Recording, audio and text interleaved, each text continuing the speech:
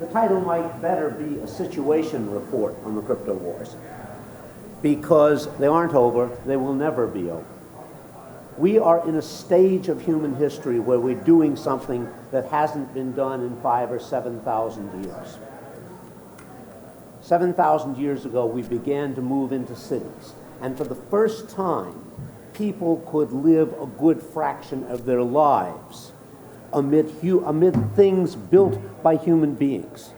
We get to the point in a modern city, you could not actually walk on the ground. You could go very long times without being outdoors. You can be in air conditioning, etc. Things that were matter of natural law became matters of human policy, convenience, decision, etc. And now we're doing it again. We are moving our culture as rapidly as the venture capitalists will lend us the money. We are moving it into cyberspace. And who controls cyberspace is going to be a major aspect of who controls society for the next, who knows.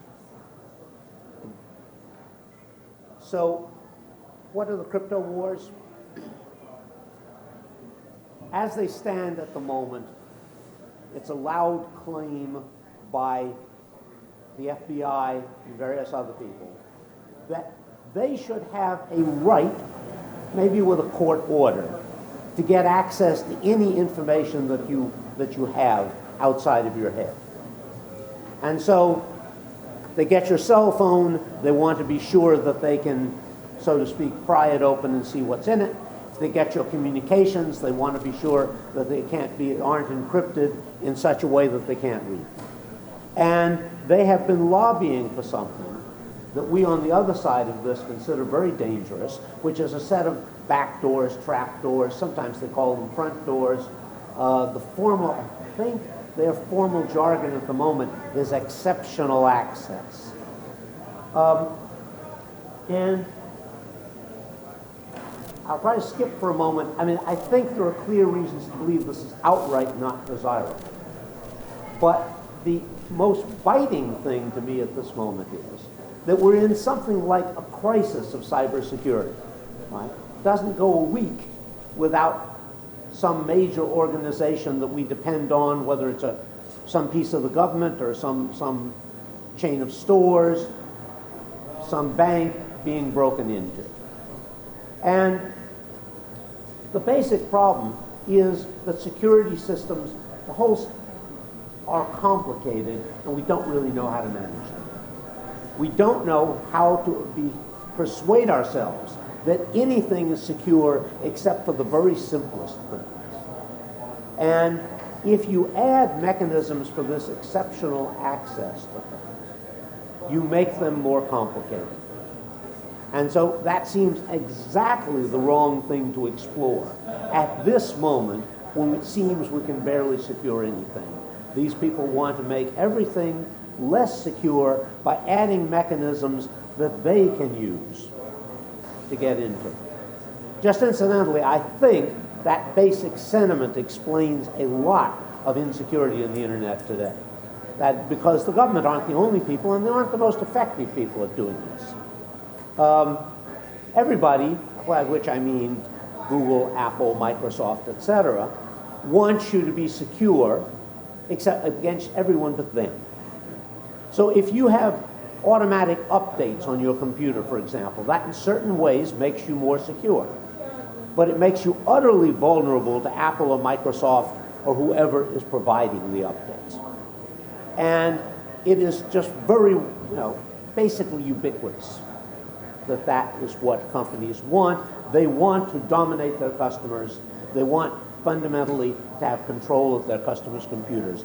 They don't want what I would call security, which means that I can run any version of the software that I like. I have all open source code. I can copy anything I like. I noticed incidentally earlier it was said the internet is forever. Very important to note, anything you send may be kept forever by somebody, but it isn't likely to be available to you. And a lot of people don't want that also. They'd like to send you a movie and not let you copy it, so they can have whatever marketing strategy they like about creating an urgency to see. So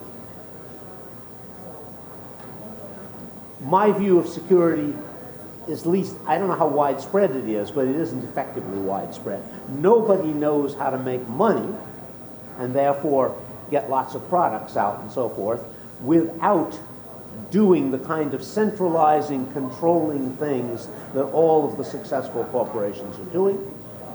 And you could look at the crypto war with the government case as just, well, the government would like a piece of that action. Now, I wasn't told my title until a day or so ago, or maybe this morning, until this morning, I mean. I was given some suggestions about what I might talk about. The crypto wars were one of the things. The other one seemed to me like a lead balloon. I was supposed to talk about the Diffie-Hellman key exchange. And I was also told you people are very smart but don't know anything. Now, I don't actually think I'm up to that challenge in 15 minutes. So I thought of some other things I thought would be more interesting. And so let me indulge in what old farts like me, like to do, which is to tell young squirts about life. And I hope you're bored with talks of that kind already. They abound in the world. But I have at least to offer one difference. That is, I don't believe what I'm going to say. The reason I don't believe it is that generally the old farts believe that the young squirts think they're going to live forever, and the old farts think they know better, and the young farts will grow up and get old and die like everybody else. And I believe, I'm old and I'm going to die, but I don't believe all of you are going to die. Now, I don't literally mean to think you're going to live forever. I doubt anybody will live long enough to see the collision with the Andromeda Galaxy in 5 billion years. I wonder what that would mean. But I think there are probably people sitting here who will be alive 100, 200, 500, 1,000 years from now. Now, whether they'll exactly be people at that point, I don't know. I used to think they were going to be designed human beings by the end of the 21st century, and now I think the end of the first quarter and the first sort of simple cases are already seen. If you didn't get the right mitochondria from your mother, they can replace your mitochondria when you're just after you're conceived and give you better mitochondria so that you don't suffer from certain diseases. So we're going into a world where I think something's going to live very long. I'm not sure whether it's going to be people. I also have a suggestion. This is another kind of thing old farts like to do. I think it's very important to study modern history. And by which I mean, certainly from World War II on, maybe even starting with the 90s or something like that. And the critical reason for doing it is you've got to work with a lot of people older than you are. And they're going to be, at the beginning of your career, when you're in school, when you're in college, when you're in graduate school, they're going to be, 10, 20, 30 years older than you are. If you know about the things that are important to them, the things that happened in their youth, they think you're smart. Just the way, why do people think dogs are smarter than cats? Dogs are more cooperative than cats. Well, similarly, right? You're talking to a boss who's, 40 when you're 20 or something like that, and you know about events that occurred 20 years ago, about the time you were born, because you've studied them, and you can talk intelligently about them. That person takes you more seriously. They lose track. You can gain virtue at present, right? Not yet possible to be old and gain all the virtues of youth. But you can be young and gain a lot of the virtues of age.